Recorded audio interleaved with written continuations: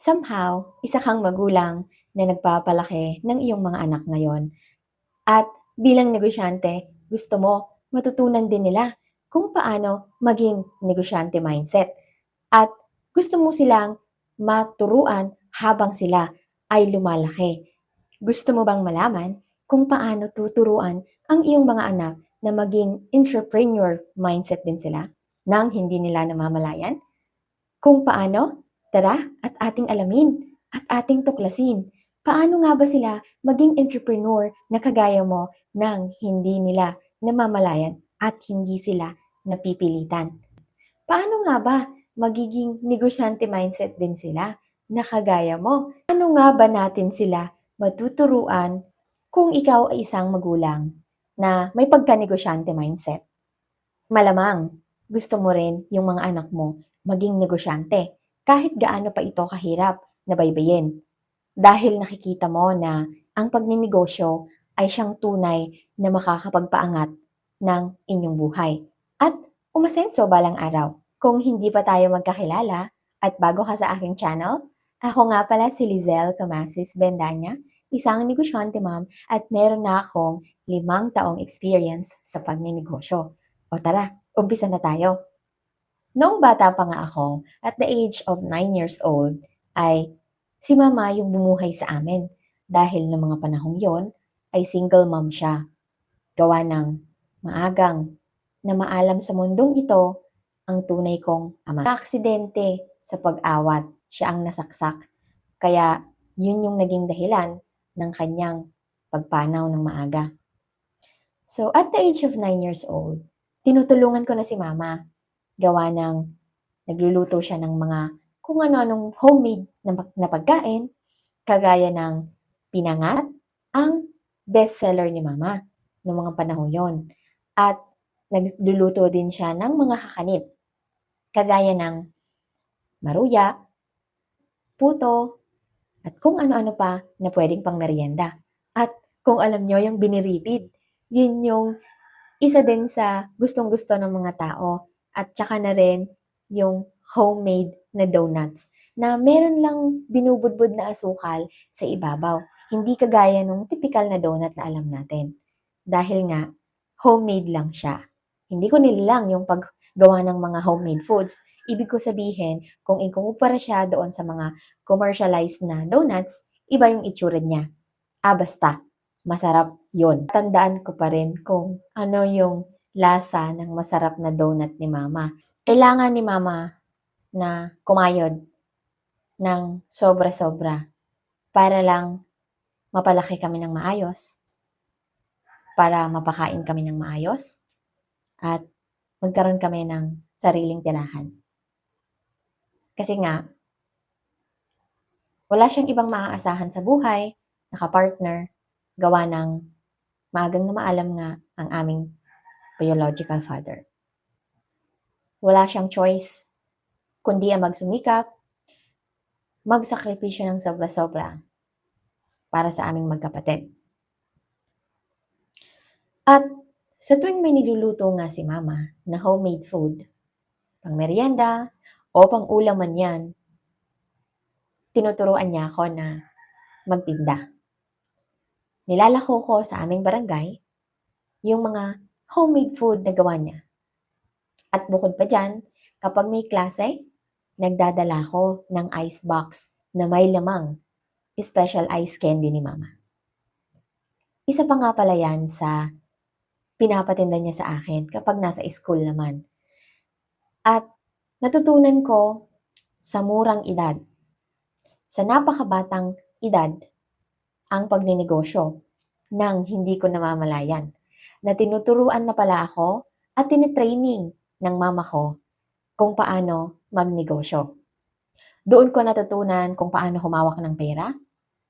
Maliit na pera, pero may malaking ambag at malaking halaga para sa amin nung mga panahong yon. Dahil nga ang challenge kay mama ay mapalaki kami ng maayos.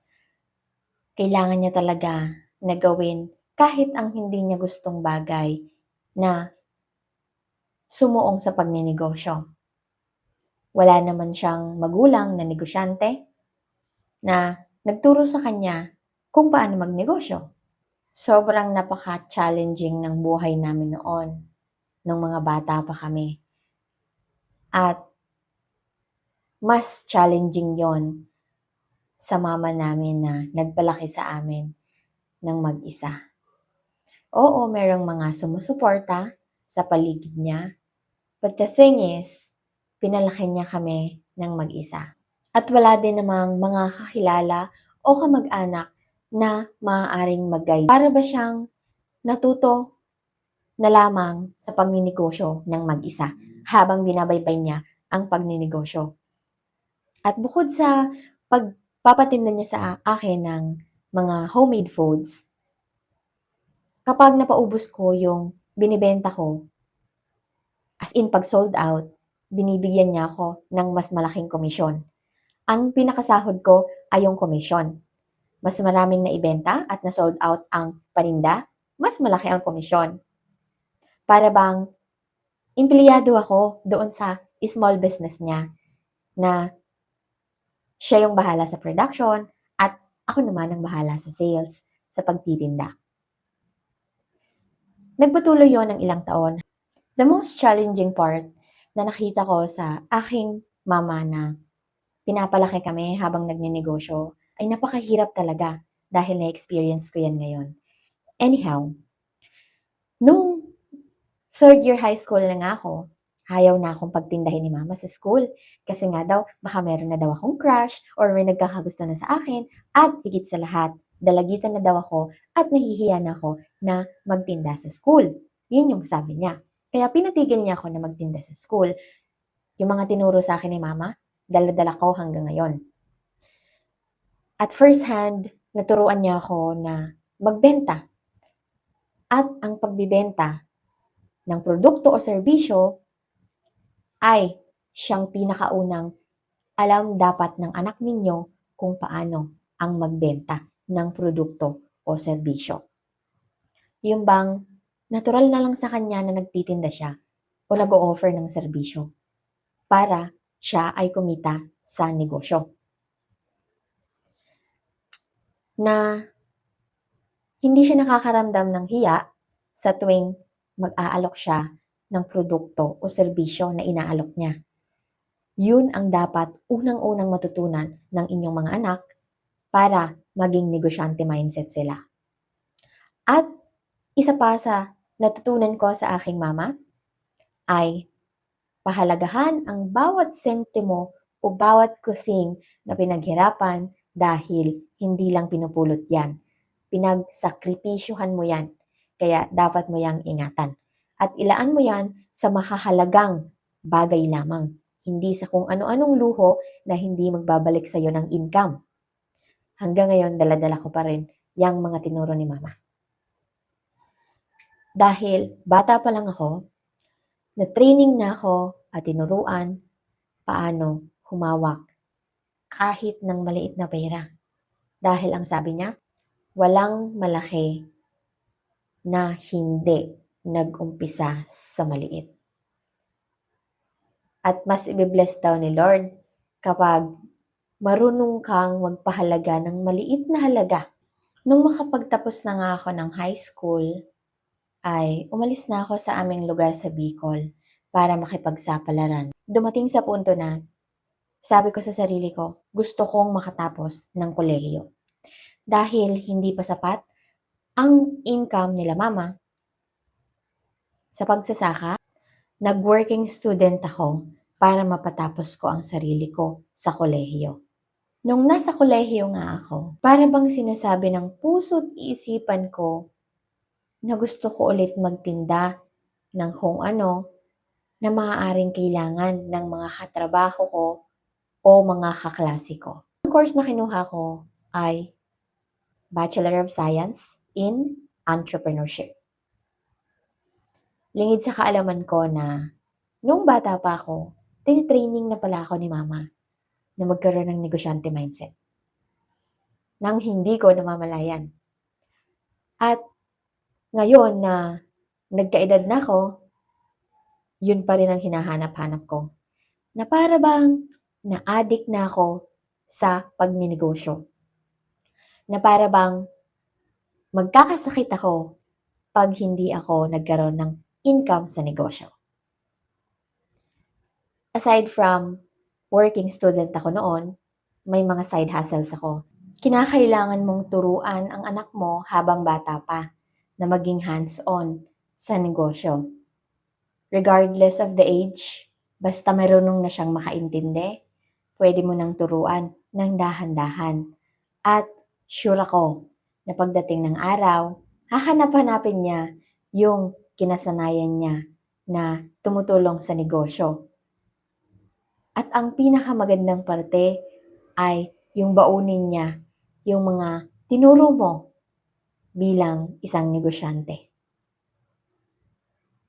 At balang araw, darating din sa punto na magkakaroon siya ng sarili niyang negosyo na para bang addict na rin siya sa pagkakaroon ng negosyo. Para bang hahanap-hanapin niya yung sariling kita na nanggagaling sa sarili niyang effort at pagbenta ng serbisyo o produkto. Diyan yan magsisimula habang siya ay bata. Bakit ko nga ba sinishare sa inyo ang mga natutunan ko noong kabataan ko at ang mga na-experience ko? Dahil naniniwala ako na ang negosyo, ang entrepreneurship, ang magdadala sa atin tungo sa pag-asenso.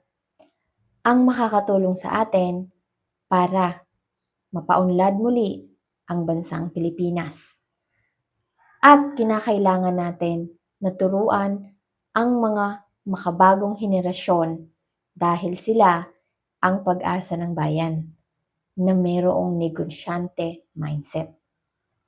Ang pagkakaroon ng entrepreneurial mindset ay hindi sa pilitang natututunan, kundi nasa pagtitraining at first hand dapat ang magulang.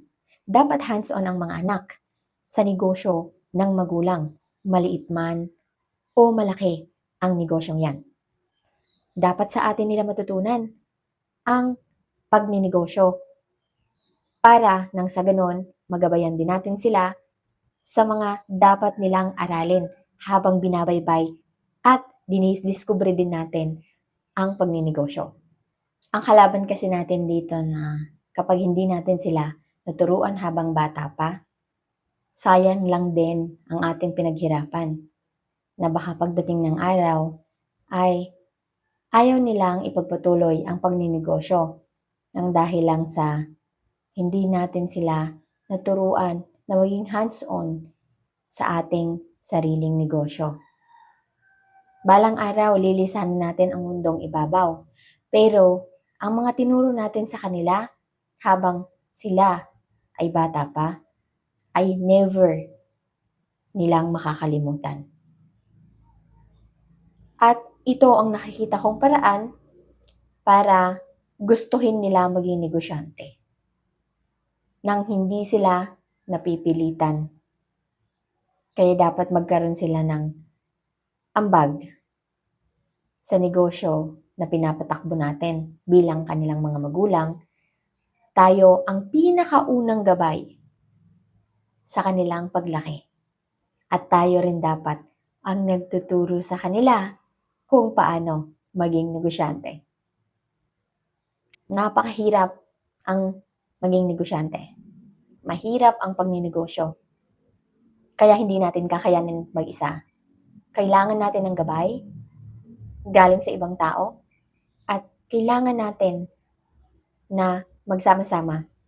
Kung ikaw ay isang mabuting negosyante at aspiring entrepreneur, join us sa ating Facebook group na Negosyanteng Pinoy Global Community. Kung may tanong ka, ay i-post mo doon. Mag-join ka lang at punuin natin ng negosyanteng Pilipino ang buong mundo. Kung nakaya ng magulang ko at kinakaya ko na turuan ang mga anak ko at the early stage, at the early age, na maging hands-on sa negosyo at magkaroon sila ng ambag o maging parte ng aking negosyo, sure ako, ikaw din, kaya mo. naturuan ng mga anak mo at mapalaki sila na bilang negosyante mindset. Kailangan nating turuan ang ating mga anak na magkaroon din ng pagiging negosyante mindset o maging entrepreneur ang kanilang pag-uutak. Sila ang magpapatuloy ng ating sinimulan. Ang henerasyon nila ang sunod na makakatulong sa bansang Pilipinas para mas umunlad at patungo sa pagbabago. Tayo ang unang maging daan para sila ay maturuan. O siya, kung nagustuhan mo pala ang vlog na ito, please like, subscribe, and i-click mo na rin ang bell icon para palagi kang updated sa tuwing meron akong bagong upload. O siya, hindi ko napapatagalin. Hanggang dito na lang ang video na ito. At ako nga pala muli, si Lizelle Camases Bendanya, isang negosyante ma'am na nagpapaalalang tuparin mo ang iyong mga pangarap at sure ako, hindi pa huli ang lahat. Hanggang sa muli! Bye! Mahal ko kayo!